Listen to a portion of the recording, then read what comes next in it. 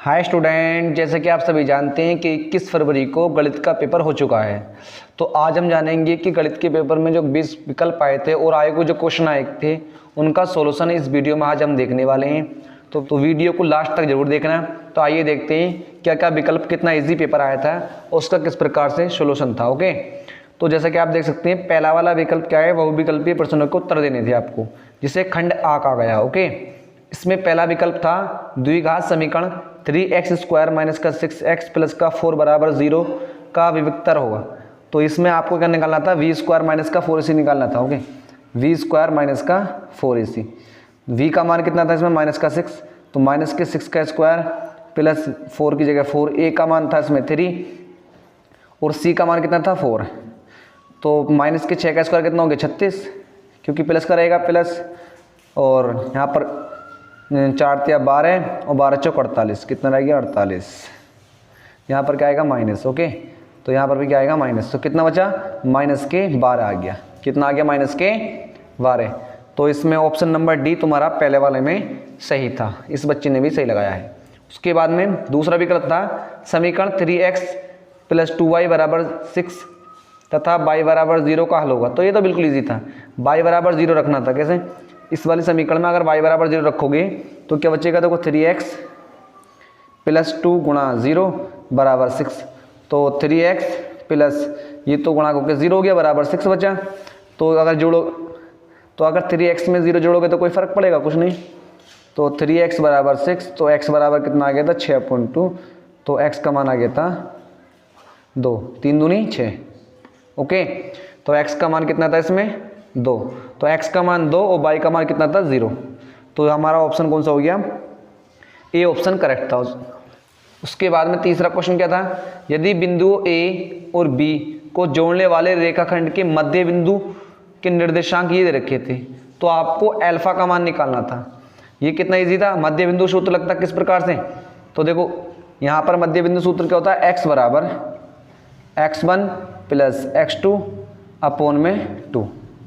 x का मान कितना, तो इसमें x का मान कितना था alpha upon 8, alpha upon 8 x का मान था। ओके, x का मान अल्फा अपॉन 8 बराबर x1 का मान कितना था, x1 का मान था माइनस के 4। ओके, और प्लस x2 का मान कितना था, x2 का मान था 5, x2 का मान 5 अपॉन में कितना गया 2, तो अल्फा अपॉन 8 बराबर माइनस के 4 है प्लस का 5 है, तो कितना बचेगा 1 अपॉन 2।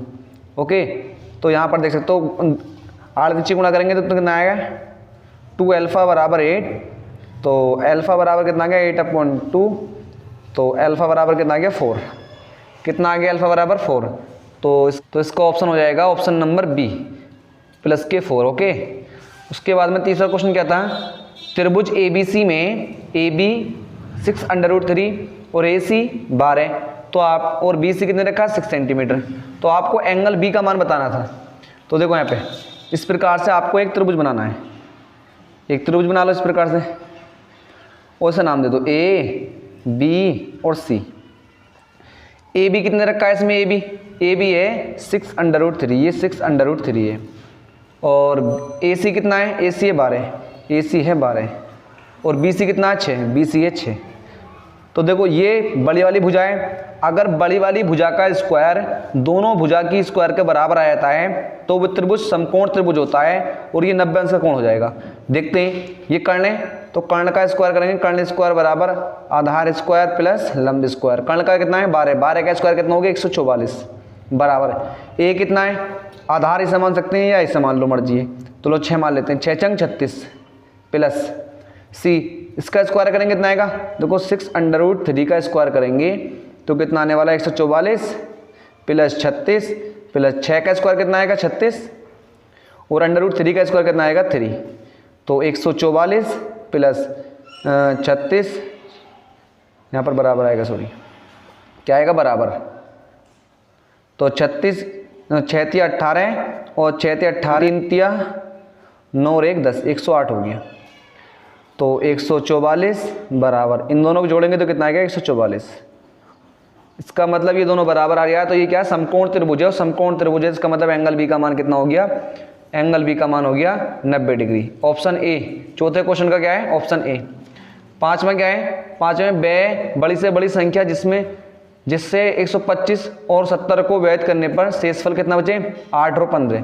तो इसमें ऑप्शन नंबर 3 हो जाएगा। ओके, अब मैं जल्दी जल्दी बता देता हूँ, काफ़ी टाइम लग रहा है क्वेश्चन करने में, ठीक है। ओके, यदि समीकरण x स्क्वायर प्लस के माइनस के 6 बराबर 0 का एक मूल माइनस के 2 हो तो k का मान होगा। और k का मान क्या होगा, इस माइनस के 2 को आपको k की जगह रखना है, तो 2 की जगह रखोगे तो कितना हो जाएगा, देखो माइनस के 2 का स्क्वायर कितना हो गया 4।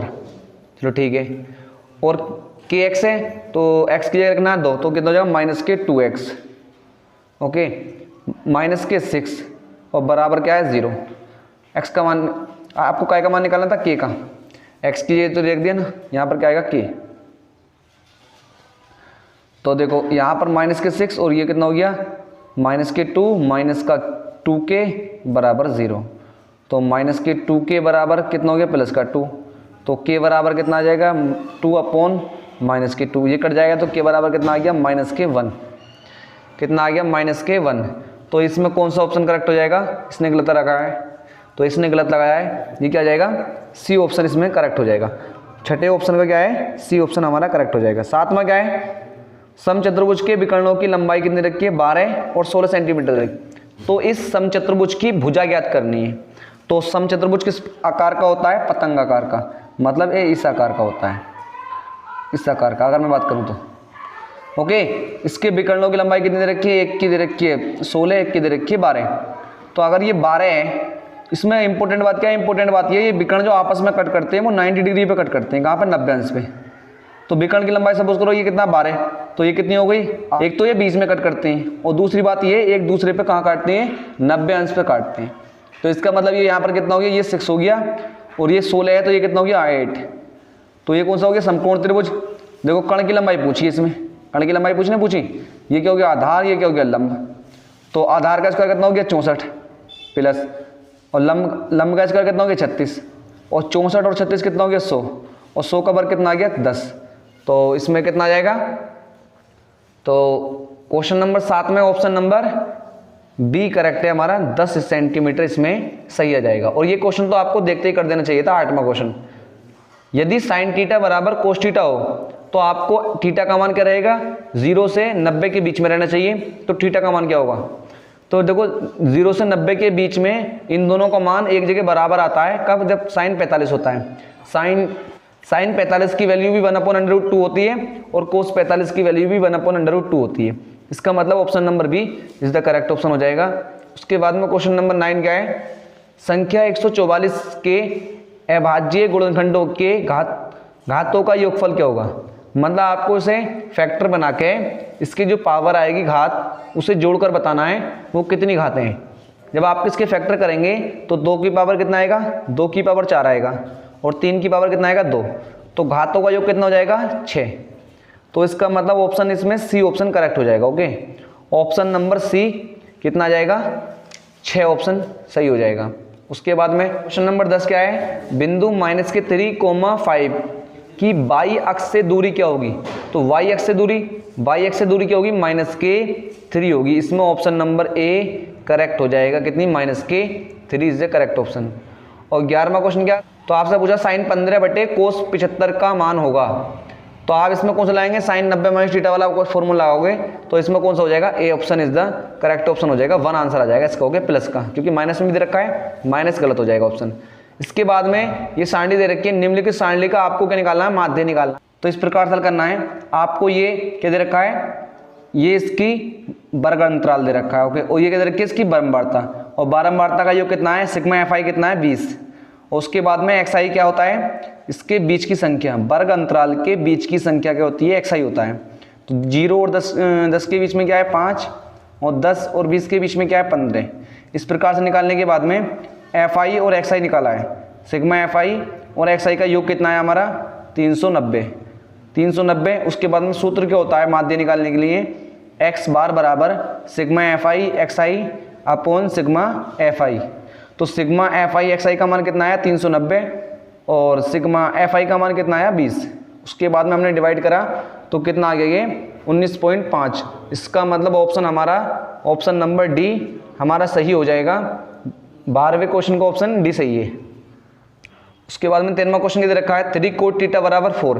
तो देखो 3 cot थीटा बराबर कितना दे रखा है, 4 दे रखा है। तो cot थीटा बराबर कितना आ जाएगा, 4/3 आ जाएगा। और cot थीटा बराबर क्या होता है, आधार बटे लंब होता है। क्या होता है, आधार बटे लंब होता है। आधार का मान कितना दे रखा है, 4, और लंब का मान कितना दे रखा है, 3। और आपसे पूछा गया है, कर्ण पूछा गया है। तो कर्ण कितना आएगा इसका, 5 आएगा, आप निकाल लेना। ओके, पाइथागोरस प्रमेय से। मान का पूछा है, कोसेक थीटा का। तो कोसेक थीटा क्या होता है,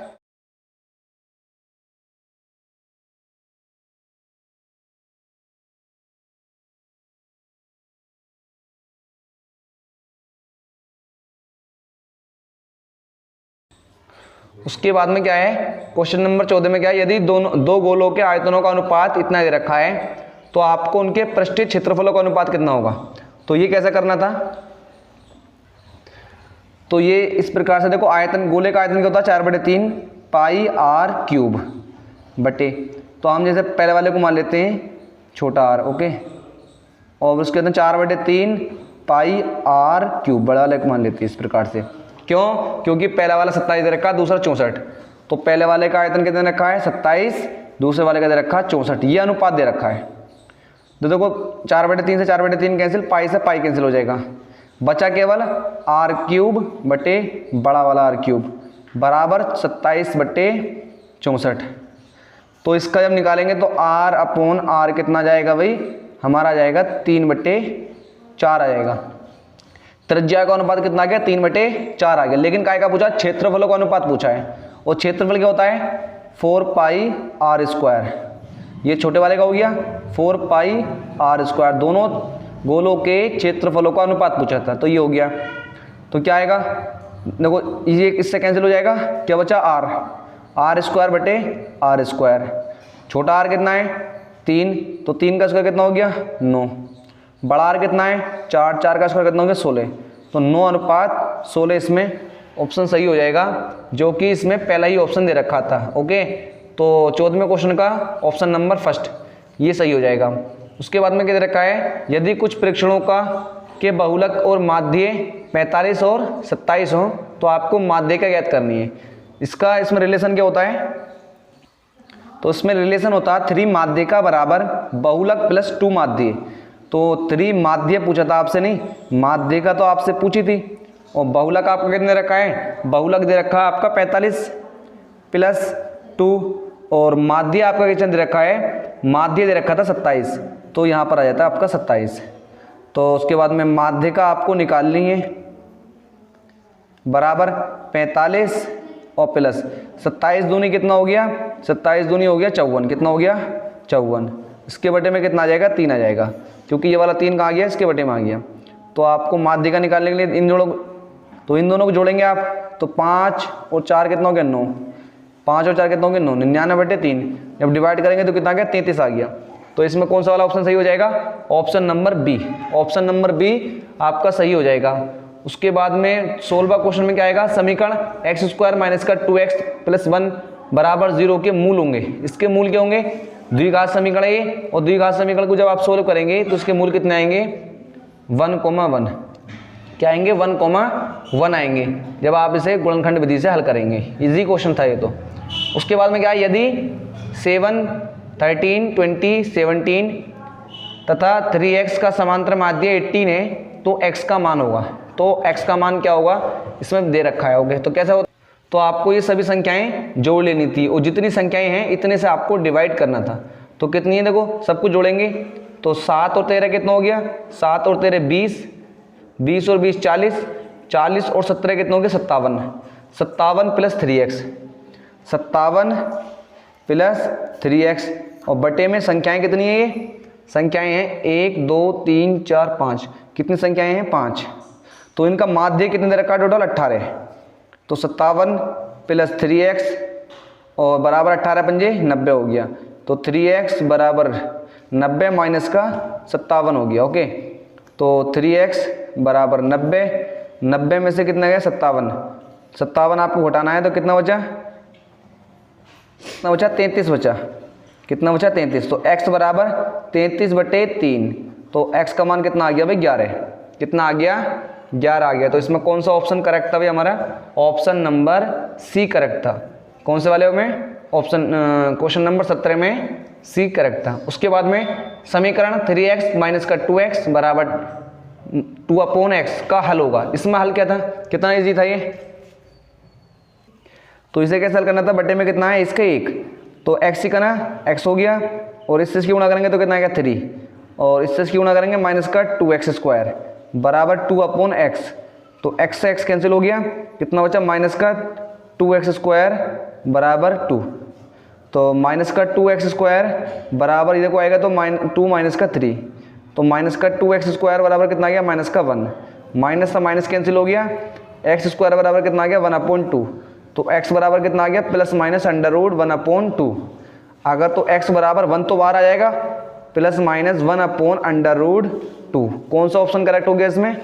हमारा ऑप्शन करेक्ट हो गया, पहला ही ऑप्शन हमारा सही है, ऑप्शन नंबर ए। 18वें क्वेश्चन में ऑप्शन नंबर ए। उसके बाद में क्या रखा है?